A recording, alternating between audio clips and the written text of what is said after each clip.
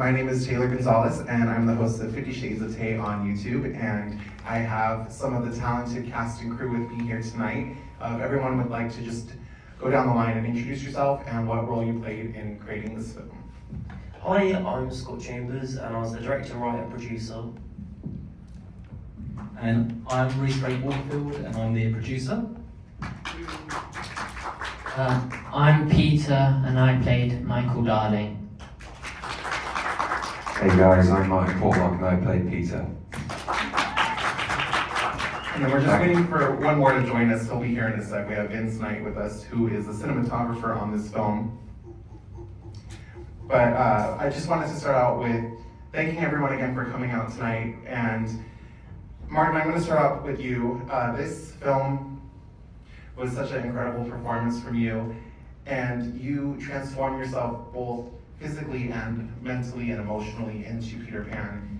Last night we talked about some of the emotional stuff you dealt with, but I want to talk about the prosthetics tonight. Can you walk us through what it took to go from your beautiful self to what we see behind us? Yeah, God, he's so pretty. So it was about 2 hours worth of makeup every morning, and that was just for the face. Half of the face piece. And there was a couple of extra silicone molds on the opposite side of my face, on my cheek. And funnily enough, those molds were used on Peaky Blinders, some of those prosthetics. And we had a great prosthetic team. Sean Harrison, Paul and Booker, the prosthetic studio, absolutely amazing people. They've done some great big productions like Harry Potter and Sleepy Hollow, Star Wars, something like that. So we had a great team. It was surprisingly comfortable, like, because it was like a thin silicone, it's temperature sensitive. So if I had cold hands and I touched my face, it'd feel cold. And it kind of freaked me out a couple of times because it just started to feel like my face. And you know, you just kind of use that in your performance. But yeah, that was, 8 hours in that took its toll, and then another hour to take it all off. What about the castration? Oh God, yeah, there was that day. That's a big I forgot one. about that. Yeah, so there was obviously all of the stuff you saw on my body when I got my arse out. They were all prosthetics, prosthetic scarring all down my back, and I had this beautiful piece that they had made to go across my manhood, which clearly no longer existed on the film. But it's that was a struggle because I was in that for hours and hours and hours, and I couldn't go to the toilet or anything. So that was a bit of a struggle. But that was a great scene. I really enjoyed that, and it shocked everyone because there was only a few of us on set that actually knew about it. So I went up there in like this big dressing gown, and then when I had to take it all off, you know, like half the crew were like, you know. Wait, I'm sorry, like what? Like that. Oh my gosh, that is a great voice right there. And that leads perfectly into my next question. You came up with distinct voices for Peter Pan. Can you talk about the different voices you came up with and what the significance was when switching between them? Yeah, so, you know, I think Peter, he's got so many different levels to his, you know, his psyche and his personality. He's been through a lot of pain in the past. I think that's, you know, one of the things that helped build him up to the stage where he is now, turning into this horrible thing. But for the character, he needed to be different for different people he was speaking to. For example, you notice when he speaks to Tinks, you know, he's very much like this. He's very much conversational. You know, that's him kind of normally. And when he's talking to the kids, you know, he's like, "Oh, hello. Would you like to come to Neverland with me?" You know, he's this kind of he wants to be friends. He thinks he's a child in his head, and it's just this horrible psychosis. And then when he's not in a very good mood, you know, he does that horrible, deep kind of groveling. I won't do it here because it will hurt everyone's ears, especially with the microphone. But a lot of the shouting that he does, where he's basically like, come to Neverland with me, kind of like really loud. That was real. I think there's probably a couple of moments in the film where they helped give it a bit of bass just for the theatrical side of things, but other than that, I think it was all real, wasn't it? I love those vocal performances that you gave in this film. I just thought they were so great and really added to the character of Thank Peter you. Pan. What would you like to see happen next for Peter Pan? He's going to be a good guy, isn't he? No, he's Peter Pan is outright evil. I mean, he flies around. Technically, he goes around stealing kids, abducting them, and he's a very controlling, nasty individual. And I'd like to see him. I'd like to see him in his prime, because I think this isn't his prime. I think there's room for him being worse, personally, and I think Scott's got great ideas to show that. Yeah. And we are all so excited to see what is coming up next. But I want to talk to Peter now, who played Michael Darling in the film. How great was Peter in this film, you guys? This is such a great performance. I thought you were amazing in this film. Did you have a favorite scene that you filmed while working on this? I mean, it's gotta be smashing Peter Pan's face and Cheers, bro. yeah, no offense, but yeah, it has to be that one with all the blood and gore, and then all the blood and gore is just really cool. And obviously that was my last day shooting Peter Pan, so yeah, it was just really cool experience. That scene is crazy. I can't even imagine getting that blood and guts all over yourself. Spoilers for people who are watching this on YouTube. Oops. But what was your favorite thing about your character, Michael? There's loads, but I liked his character development throughout the film. For example, at the start, he's quiet, he gets picked on, and then throughout the film, he becomes more confidence, I guess. He has to stand up to Peter Pan, and then he randomly comes and stabs Peter Pan in the face 50 times or whatever. So, I really like his character development. You went full on as well. You didn't hold back in that, did you? You were just like the pent up aggression throughout the whole of that film just came out in one take. I don't know. I love a lot of the details in this film, whether it's set pieces or decorations on set. Did you get to keep anything from filming, whether it was a costume or a prop? I got a few things. I got the pink padlock from, the pink padlock, the birthday badge, and then I think from one of a playing card somewhere randomly and on the set. But yeah, just those three. Those are really cool props to get to keep. I want to throw it over to Vince Knight, the cinematographer. Vince, how are you doing? Good, sorry I came late, I was being... We've all been there. Vince, did you have a favorite shot in this film? Oh wow. For me, I really love the kitchen set. I think the art department did an amazing job dressing it. A lot of the building which we were filming in was basically empty, so they really sort of populated it with props and design and all sorts of junk, and yeah, so it really made my life easier to make the space look interesting. And for me, there's a moment where Tinkerbell's really sort of torn and she's leaning against the kitchen table, and she's on the right side of frame, and got this nice light beaming in and the greens. I just love that particular moment for me, just not just visually, but for this character, it's a very nice moment, I think. No, I totally agree. And speaking of visuals, can you talk a little bit about the color palette that you chose? I mean, the film is so green, isn't it? It's so greens, browns, yellows. Even kind of before they get into the sort of Neverland area, we went with such sort of green vibe throughout, and it just has to be really, didn't it? And it was a really fun sort of palette to play with and to explore, and it makes the film very gritty, I think. So it's very enjoyable. What about the most difficult scene to pull off technically, whether it was because of lighting or weather conditions? Is there something that comes to mind for you? Oh god. The bus scene was a pain in the ass. Yeah, I mean, being England, we're constantly sunny, cloudy, rainy. So the bus scene with the kids, we shot for half the day and it was overcast, and then the sun suddenly came out, and I was like, fuck. I was like, I think we're gonna have to set up the gym again, guys. And everyone's like, I was like, no, I'm serious. They're like, really? I'm like, yeah, I think so, because it's just, it was like so great, and now it's so sunny that it'll be nice. Come on, it'll be fun, isn't it? But yeah, other than that, the one of the main challenges throughout the film really was that everything in Peter Pan's house we shot during the day.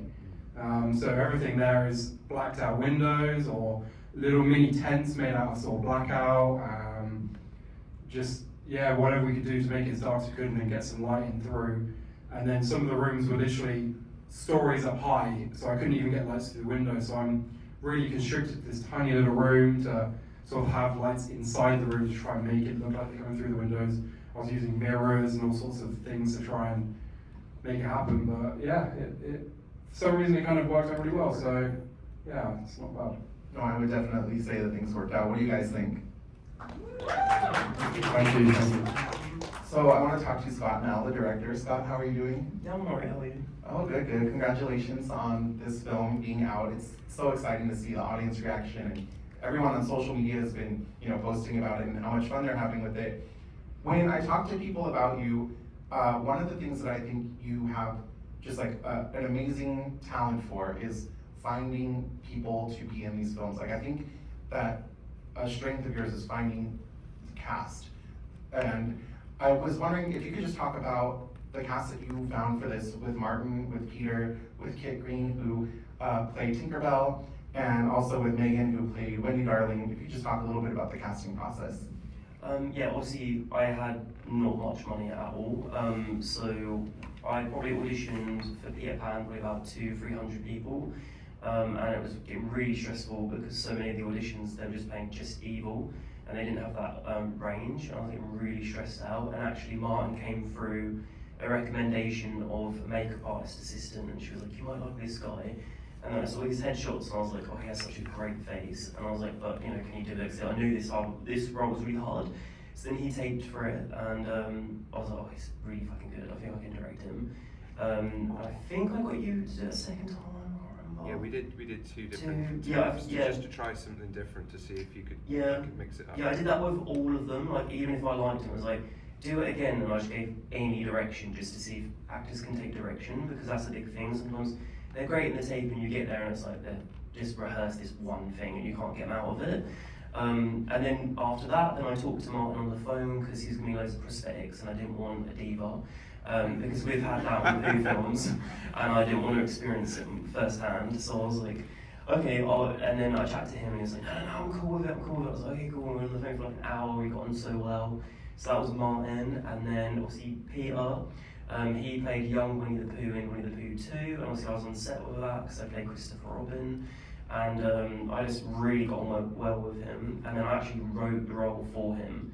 So when I went into Peter Pan, this role was written for him. So no audition, he just had it. And then Megan, she was fresh out of drama school, never acted before, who's Wendy, and I got her to audition twice. And at the time that she auditioned, actually I hadn't had a script for this. So I just picked out some sides from Midsummer, because I thought that character was really hard to pull off, so I gave her a big monologue and threw that at her. And she did really well, again, did an uptake with her, got her on board, and then finally Kit Green, who played Tinkerbell. Probably the hardest out of everyone to cast, just because obviously I did want someone from the LGBT community to play that role. And I was getting really friggin' stressed out because a lot of the tapes were really missing the mark, and then I found Kit and she was amazing. Yeah, I think Kit's performance as Tinkerbell is just like incredible, and I can't wait to see more of Tinkerbell in the future. But something you just touched on right now was the LGBTQ community and representation, and something that you talked about last night as well is growing up, we didn't have this. I only can think of like maybe 1-2 characters growing up that I saw, myself in television and in film. Can you talk a little bit about the importance for you for representation and why you didn't want to, do stereotypical roles for this? Yeah, totally agree. Like normally, if you see LGBT in films, normally it's two women and they're having sex with their tits out, and I don't want to do any of that. And it's really, really annoying because, like, from the gay community myself, like, yeah, you never see characters where, you know, Peter's character would potentially have romance with another boy at school, but it's 2024, so I want to make that really just there, but, you know, you take what you want from it. And then obviously with Tinkerbell, that was just developing the script, so like when I was writing the script, I was like, why would this woman be in his, like, why would she still be around? Why has he not killed her?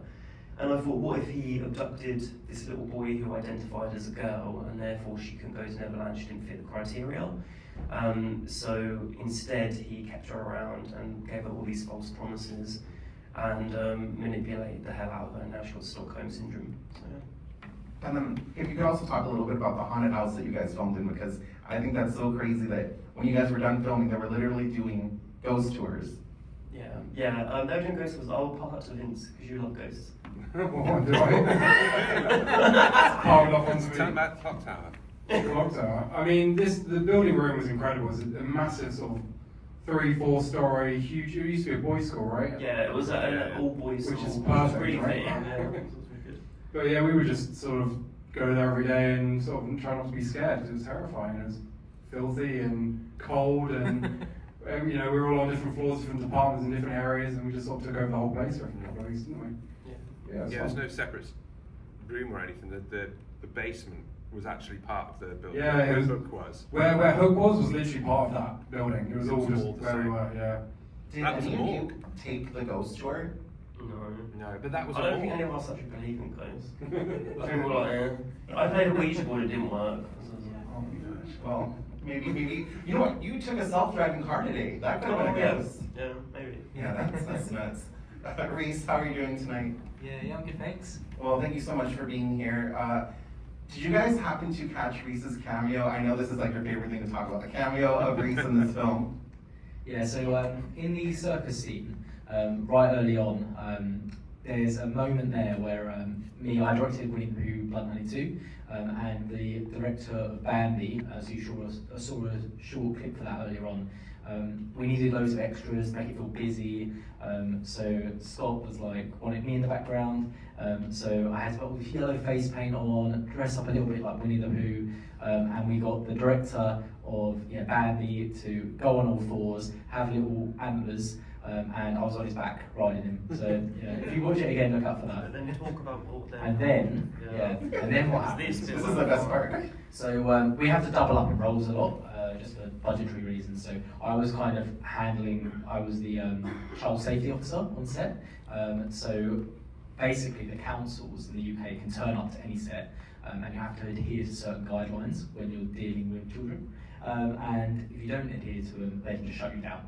So, and today they decided to turn up. So I'm dressed looking like an absolute joke, and these two super stern council women turn up and pull me aside, and we have to have like a 20-minute chat, 25-minute chat, talking about all the regulations, what we're adhering to, seeing all the paperwork. I look like a joke. You're stressing out I was because you're literally looking trying to over. direct the film, looking over, seeing Rhys dressed as Winnie the Pooh with two really bitchy women over his shoulder. I'm thinking this is gonna get shut down. Yeah. I'm fucked.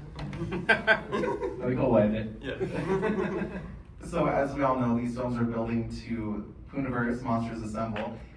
Can you talk a little bit about some of the other Easter eggs that people might not have noticed their first watch through that they should keep an eye out for the next time they watch it? Yeah, so across all of these films, they're all in a bit of an interconnected universe. So we're trying to kind of drop some of these relations between all of the films. So not just this one, but also some of the upcoming ones like Pinocchio and Bambi. So in this, though, you will see some of the characters like Mary, darling? Yeah, Mary. Yeah, Mary the mum. She's actually the therapist in Winnie the Pooh 2, so she's had a really horrible week that week. She was the therapist of Christopher Robin. She's gone home and all this stuff's happened with her kids. So she's in there. So is the opening kill in Winnie the Pooh 2 as well. Her name's Kelly. She was in the hairdresser lot. You've also got in this universe we made Winnie the Pooh Blood Honey 1 because it was made on such a small budget. Kind of a film within a film when we got to number 2. So hence why it actually makes sense that Michael's friend Peter's friend in the film, has the Winnie the Pooh shirt on. And is there anything else I'm missing? There's loads of things. To mention it going off to Ashdown, Wendy goes Oh to yeah, Ashdown. Wendy goes to Ashdown as Yeah. well. So when she talks to that guy about the kidnapping of Timmy, he's located in the same town as the Winnie the Pooh world, so they're neighbouring each other. Anything else? I can't remember. Yeah, I can't remember. there's more. Yeah. And I know you can't say too much about upcoming films, but is there a character that comes to mind that you're most looking forward to seeing Peter Pan interact with?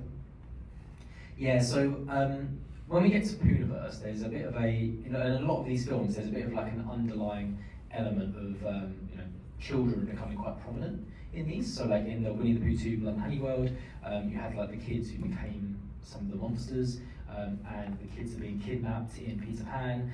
So there's a nice like thread which is kind of connecting between them all. So we're going to try and explore that more. So Peter Pan will have quite a prominent role leading into Poohniverse, and someone we're super excited to have him interact with is Mary Poppins, because obviously she's a babysitter as well, so yeah, they're going to have a lot of fun terrorising the kids. What a duo. Well, before we wrap things up, I just wanted to open it up to you guys to see if anyone in the audience has a question for anyone up here on the stage. Yes, go ahead. How much of the special effects was practical or CGI? It looks fantastic, and I thought your work with gore and blood was just great. Oh, thanks. It was no VFX in It's all this practical, film. yeah, I was gonna say, yeah. Because in Winnie the Pooh 2 we didn't have much money, so and obviously SFX just cost so much money, so I spent a large portion of my money, all of my budget on the SFX to make it really good. So it's all in camera, there's no VFX in this one except for the shadow. It's one of the things, can I have? It's one of the things that actually attracted me to the script as well when I read it, because and obviously speaking to Scott and having that 2-hour phone call when he was talking about the role, literally everything is as you see it, and I really love that because I was a big fan of some of the original Evil Dead movies, because a lot of the stuff, even though they did the green screen, the blue screen stuff back then for certain shots, but everything that they made for those shots were practical items, and I love that creative element. So the fact that there was no CG really kind of attracted me to this. Actually, there's 2 shots in the grave. Oh, you ruined it. I just remembered in the grave there's the moment where the glass goes through her foot.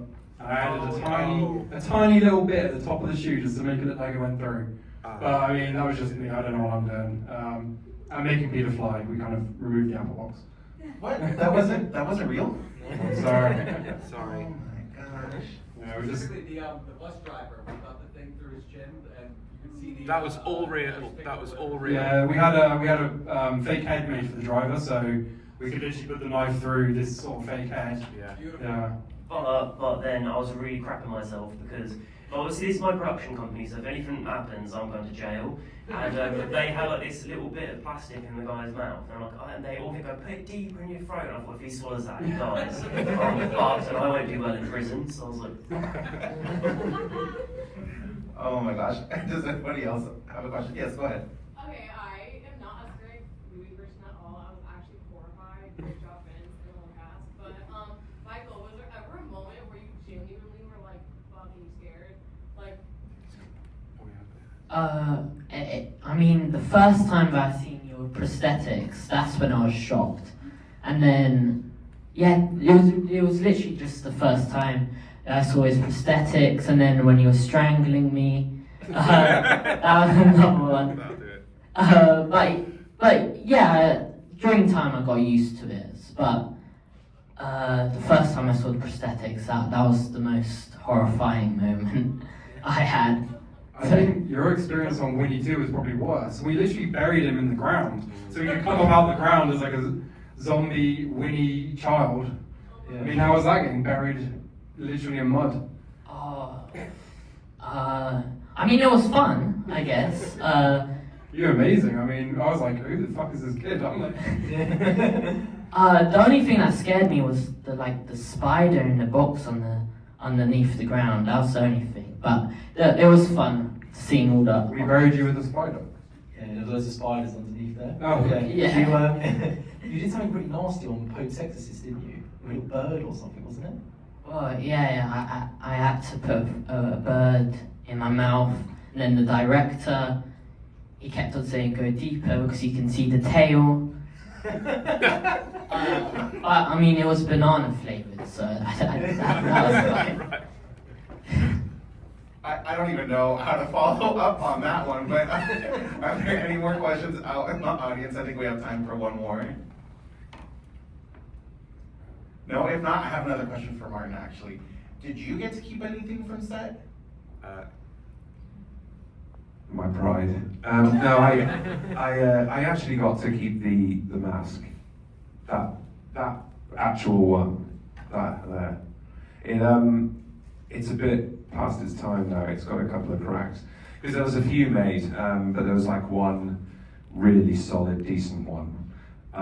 So the one that this kid smashed up over my face was not that one.